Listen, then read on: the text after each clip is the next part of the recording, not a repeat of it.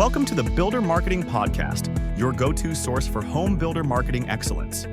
Each week, we deliver inspiration, cutting-edge insights, and actionable strategies designed to help you stay sharp, reach today's buyers, and generate more sales-ready leads. Join us for real-world conversations with industry leaders who share proven ideas and tactics that actually work. And now, here are your hosts, Bray and Kevin Weitzel. Hello, everyone, and welcome to the Builder Marketing Podcast. I'm Bray with Blue Tangerine. And I'm Kevin Weitzel with Outhouse. Today, Kevin, we're doing something a little different again. We are going to have a single host and a single guest. Well, technically you're married, so I guess you're not a single guest, but you are a solo guest. There we go. How about a solo guest? So today we have Bray with Blue Tangerine with us, and we're going to be talking about AI prompting and why it's important to home builders. Is that the gist of it, Greg? That's the gist of it. Love this topic. I've been learning a lot about it, and I feel like it's time that we address it in a better way on this show because we haven't really done that before. So home builders, especially in the marketing side, a lot of them are already playing with it. Even in the sales side, they're playing with ChatGPT and Claude and all the other platforms that are out there. But why is it important for them to pay attention to good prompting instead of just typing whatever comes to mind? I think that's the heart of whether these tools work or not. Is all about the prompting. Haven't we all, when we just played it, we threw something in there, we just asked a simple question, and we got a very generic response. There's even this term that's floating around I've seen now called AI slop, with some of the things that people have been creating and publishing and putting out there. These tools will work better if you give them more to work with. And that's what prompting really is telling them what you want and giving them more to work with. So what do you mean by giving more context? When you want that more context in the prompt, what do you mean by that? If you think of AI as like a junior assistant, and if you had a person like that in your office that you were trying to get to complete a task for you, you wouldn't just say, hey, go do this, if they had no idea what that was. And so in the same way with AI, you have to explain what's going on. You have to give it, we call it context, right? What are the background parameters or the scenario that you're dealing with? Who are you trying to talk to? What is the goal that you're trying to achieve? All of these things help frame what is the voice of the conversation that you want it to have? Who's the audience? All of these types of pieces of background information change the quality of what you get out of the AI tool. And Kevin, you mentioned a couple of different ones. This is not anything that we're trying to make specific to just ChatGPT or Gemini or Claude or the other ones that are always coming out and new stuff. My experience for the most part has been with ChatGPT, to be completely upfront. That's where I've spent most of my time experimenting and learning. But I believe that these prompting practices we're going to talk about are common to all of them. It's funny you bring up the fact that there's several platforms that you tend to gravitate toward, and a lot of people do. I actually started off more with Claude than anything else, and I've made the switch to ChatGPT, and I'll tell you why. I was getting more errors, more of those hallucinations with Claude and with Gemini than I was with ChatGPT. And truth be told, my girlfriend, she actually named hers. She named it Bob. So when she asks Bob questions, she's proud that Bob gives her the right answers, even when I can't. So there you go. So could you give us some examples of some context of why this matters to builders? So let's say you are trying to write a piece of content, maybe for your website or a blog article, or maybe it's a community description or some other short few paragraphs that you're trying to put on the website. The idea of context is who's your audience? Who's going to be reading this? Explain that. And we're not talking about I'm writing to people, right? I'm talking to first-time home buyers who don't know very much about the home buying process, or I'm talking to move-up buyers who probably have already owned another home. That might change how the descriptions or the words that are used or the context there influences what's going to come out. Maybe you get more detailed and actually create like a full buyer persona that helps you understand who this buyer is. That's the kind of context. Context can also be how long do you want it to be? What is the output supposed to look like? Do you want this to be formal? Do you want it to be casual? These are the kinds of things that we talk about with context to help really make it clear what are you trying to get with this piece of content.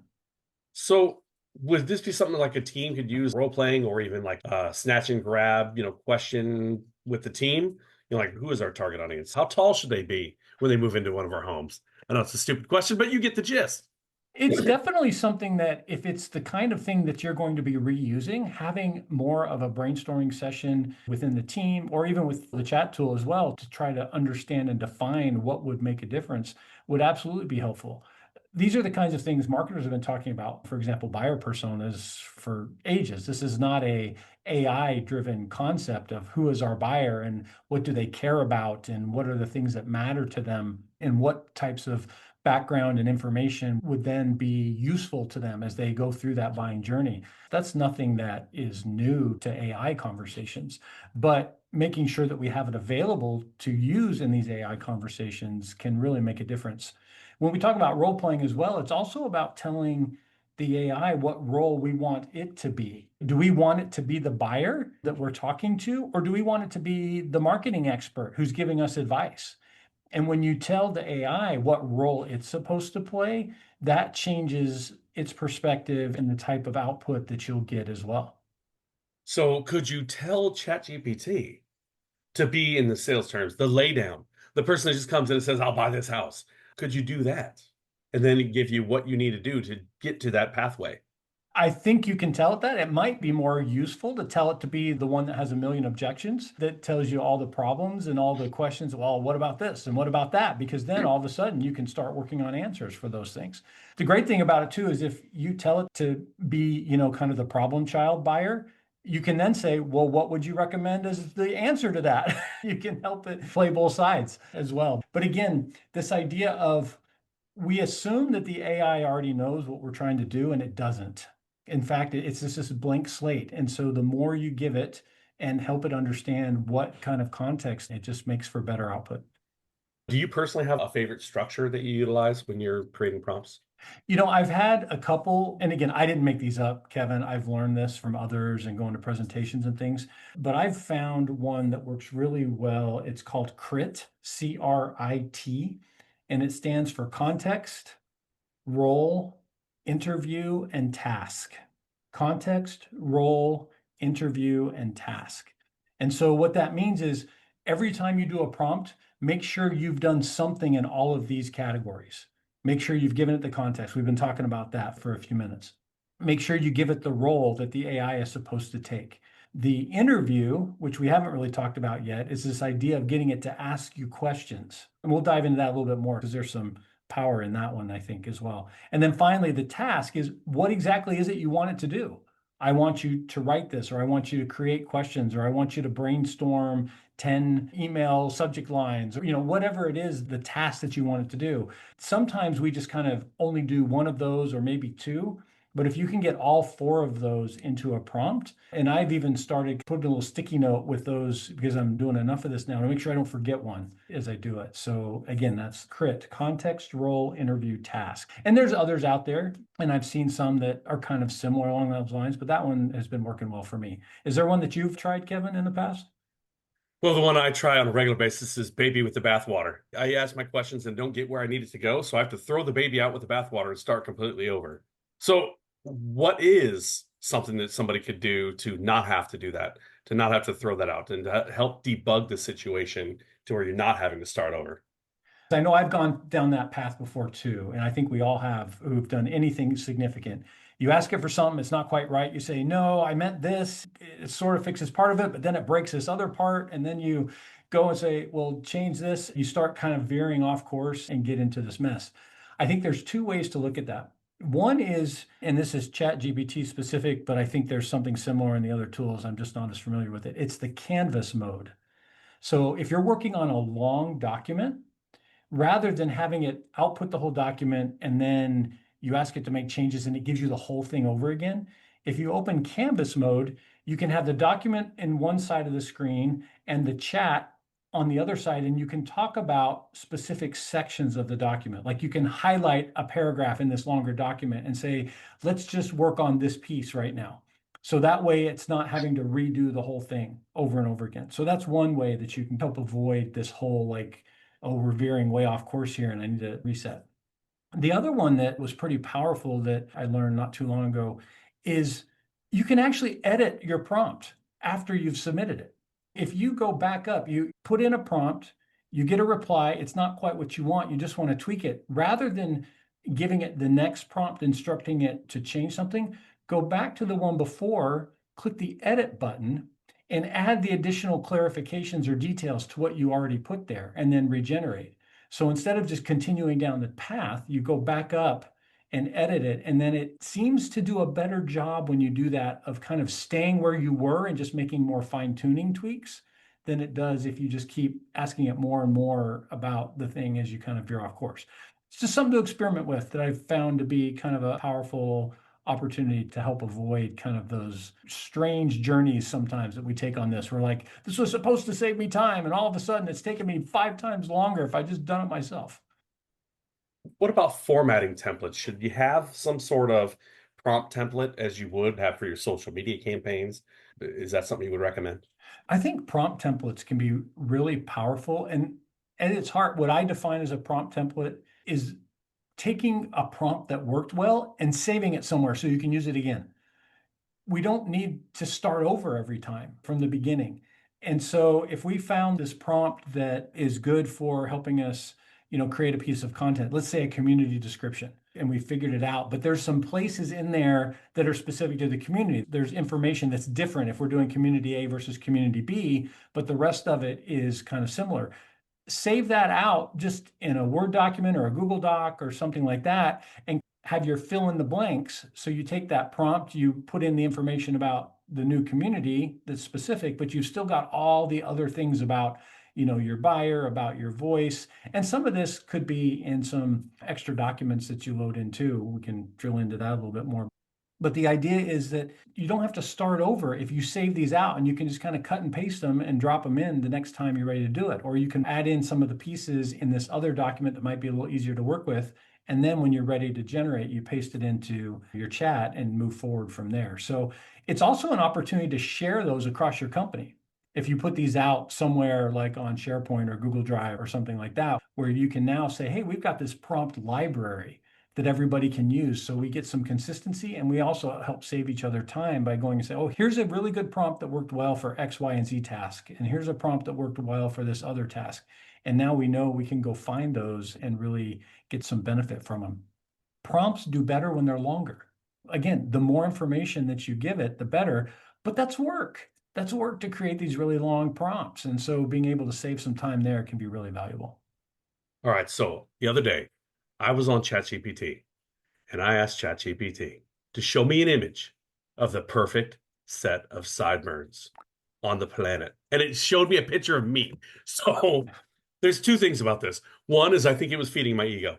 Number 2, which I don't know why a chat bot would want to feed my ego, but it did. But 2, it was more of an exercise on keeping on brand. And everybody knows my brand. I wear my sideburns.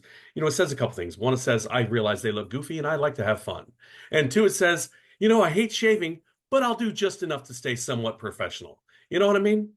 So let me ask you this. How important is it? Because a lot of times ChatGPT and the other platforms that are out there tend to be a little bit more robotic in their responses and less about brand awareness. How does a builder keep everything, their brand, within their strategy? It's all about defining your brand voice. And sometimes I think when people hear that, they go, brand voice? I don't know our brand voice. How do we do that? And then how do we tell ChatGPT what our brand voice is? The easiest way to do it is to give it examples of things that you've done in the past that you like, whether that's emails, whether that's articles on blogs and things that you've already created that have been approved, gone through the long process of editing and review. And it doesn't take 100 of these. If you have 3, 4, a half dozen of these different examples, what you do is you can drop those in either as files, or they could be URLs to articles online, things like that. And you tell it, hey, we're trying to create the brand voice of all of these. Create a description for us of what this brand voice is. The tool will then parse all that and say, oh, you have a more casual and lighthearted approach, but you stay professional. And it comes up with these different terms and phrases that describe the writing and the style of that writing. Now you take that, you save it out into a Word doc or into a PDF and say, these are our brand voice guidelines. And maybe there's words that we want to make sure we always use. For example, we never want to use the word lot. We always want to use the word home site. So you can add that in, very specific instructions. When you're writing, never use the word lot, always use the word home site. There may be terms that you want to make sure for your brand that matter. You create that brand guidelines document or brand voice document, and now you save it and everybody can upload those. If you haven't figured out how to upload documents into ChatGPT or the others, this opens up all kinds of quick and easy ways to add a lot of context very quickly, especially if you have some standard ones. The first time I was like, people tell me they upload files and I don't know how. And then it was like, you just drag and drop them into the chat. Now there's a little menu, they can drop down and attach file, but you just drag and drop them in there and boom, there they are. And they upload pretty quick. So there's that way to simply take this document you've created, give it as background and say, hey, whatever you write, make sure it complies with the brand voice of what's there. You can also create one where you just kind of give it a name within your own thing. So for example, I took some of my LinkedIn posts that I've done over the years, a handful of those, pasted them in and say, hey, create Greg's LinkedIn post voice and save it. And I just said, save it. Now you can't have so many things saved because you have to remember, but now I can say, hey, write this in Greg's LinkedIn post voice.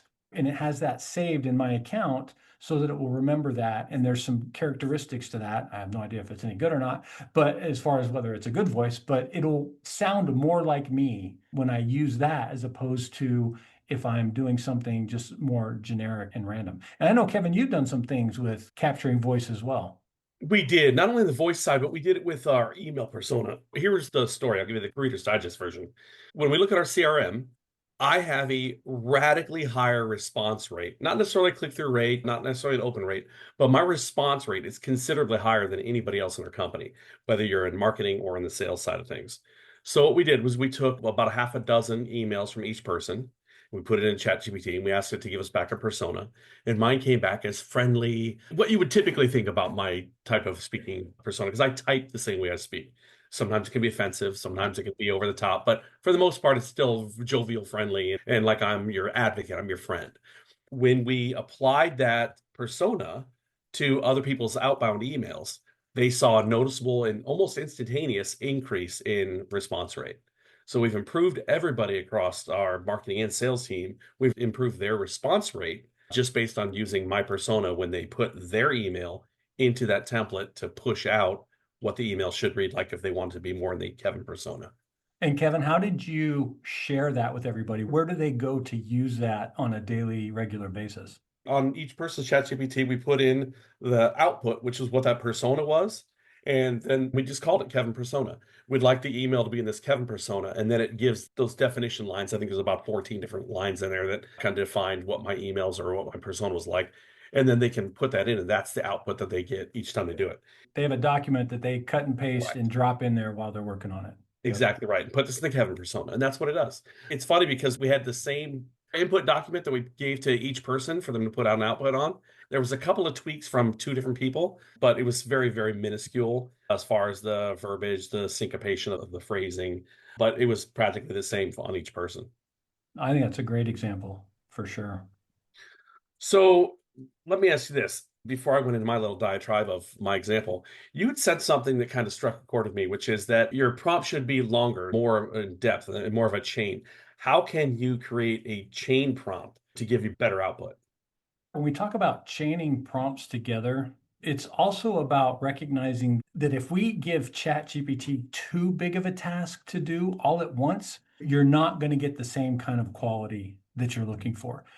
If you can break it down into something more step by step and say, hey, first I want to work together on getting the idea right or the target audience right. And then I want to work on the titles, whether that's a title of an article or maybe an email subject line. Then let's work on the next part and the next part. And so instead of saying, write an article and do all these things all at once, it doesn't do as well as if you give very specific, focused things. And if we have time to get into custom GPTs, if you have the custom GPTs and are using those, you can actually move content from one custom GPT to another just by using like the little @ sign. and referencing the name of the other GPT. So I saw an example at a conference where they had the article that they wanted to write, and then they were going to do a webinar invitation email about it. And they had a whole nother custom GPT that was designed to do webinar invitation emails. And so they took the article and say, this is our topic for the webinar. And then they moved that into this whole other custom GPT without having to cut and paste or anything, just by referencing and chaining them together. And it was really powerful. Now you've got workflows in place where you say, okay, I do X with this GPT, then I move to Y with this custom GPT, and then I move to Z with this custom GPT. I get different outputs, but those outputs are the inputs to the next step in the process. It suddenly opens things up for consistency when people can do these things repetitively the same way and better quality, and speeds up how quickly you get things done. Wait a minute. So you're going to sit there as the co-host of this podcast and tell me that we can put in ChatGPT our basic topic coverages and that it gives us better weaponization to invite people versus the current method, which is the Mr. T method, which is a pity the fool don't listen to our podcast. Is that what you're telling me, Greg? I'm not sure that's what I was trying to tell you, Kevin. I'm not sure. I'm not sure that was quite what I was going for, but hopefully the other listeners got something out of it. True. All right, so what are some good starters? Some starters for somebody that maybe isn't down that road of using ChatGPT and implementing it into their daily activity. What's a great place for somebody to start with that? Let's say a new person that wants to start getting into the custom GPT world. So custom GPTs took me a little bit to get my head wrapped around those, I admit, trying to understand where are they, how do they work. I kind of recognize that these are like pre-done prompt background information, if you will, that you can save and reuse. And you can put a lot into those as well as far as background goes. So for example, you can create a brand voice custom GPT. And so within the custom GPT, you have all those instructions that you were just talking about, where instead of having to cut and paste them from time to time or pull them out of some other document, you can have those basic background information. Says, hey, every time we do X, Y, and Z, here are all the guidelines. Here's the words you don't want to use. Here's the voice that goes along with it. Here's the buyer persona that belongs with it. Here's examples of other background context things that can be helpful. Anytime you've got a repetitive task that you're doing over and over and over again, it might be time to think about that custom GPT so you don't have to go find all those documents and load them all in every time. The other power of the custom GPTs is you can share them within your company account. So now you can have the official company brand voice, for example, or buyer persona. If it's a custom GPT where somebody can adjust it and tweak it over time, but now everybody who's using it doesn't have to worry and just say, okay, anything I'm writing needs to go through the brand voice custom GPT and make sure that it is compliant with that, or have it be rewritten in accordance with that. When you're using these, you still have these conversations the same way you do normally, but in the background, you've got all this other context that someone else has done. You can load lots of documents into a custom GPT, actually, and they can be really long. So you could really get very complicated if you want to. It's really good for repetitive tasks and things where you want to share for consistency throughout your organization. Greg, we could have a part 2 just on this subject alone. Just on that custom GPT, sharing implementation, we could have a part 2 on that. But out of respect for everybody's time, let's wrap up today. And if you could give me just one tip that you'd like to share with our audience today that has to do with what we discussed today. I'm going to give you 2. Because I'm an overachiever. Bonus! Bonus! Oh my goodness. I love bonuses. All right. First one that we didn't really spend a lot of time on. Ask the chat to ask you questions before it does its task. It's that interview part of that crit that we talked about, and I don't think we had a chance to nail that down. Before you move forward, say something to this effect. Interview me, ask me 3 clarifying questions, and pause after each question for a response before continuing. What will happen is you'll give it the instructions and it'll ask you, oh, did you mean this or that? Or did you want it to sound like this, or would you prefer it to sound like that? And then you give it that answer and it moves to the next question. But by pausing between each one, it also allows your answer to influence what the next question is.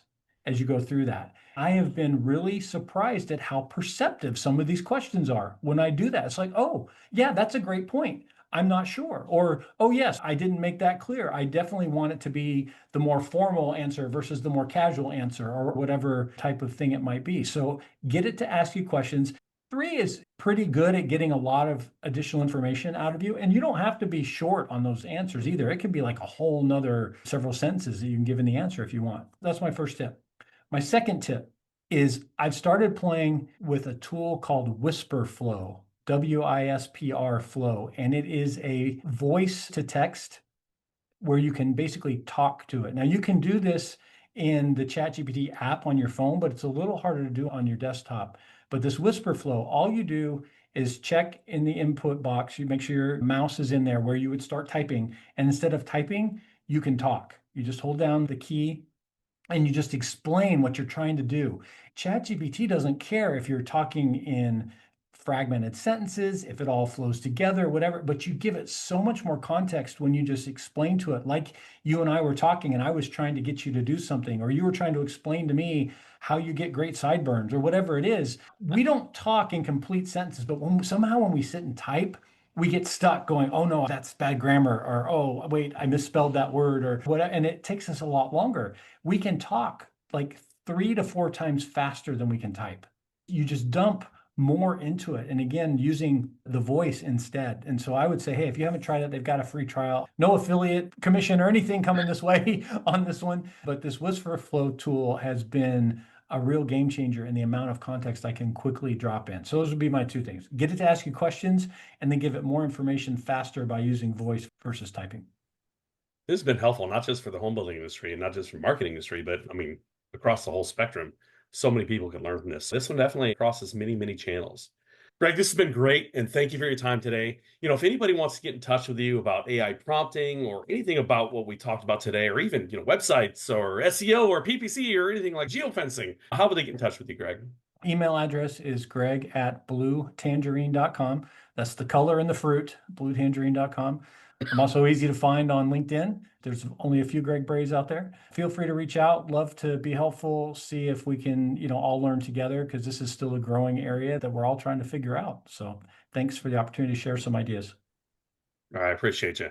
Well, hey, thank you for joining us on the Builder Digital Marketing Podcast. I'm Kevin Weitzel with Outhouse. And I'm Greg Bray with Blue Tangerine.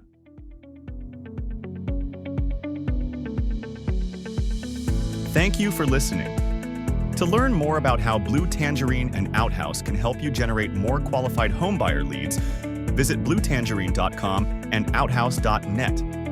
If you've enjoyed our show today, please tell a friend, leave us a review, and subscribe on your favorite podcast platform. Be sure to join us again next time on the Builder Marketing Podcast.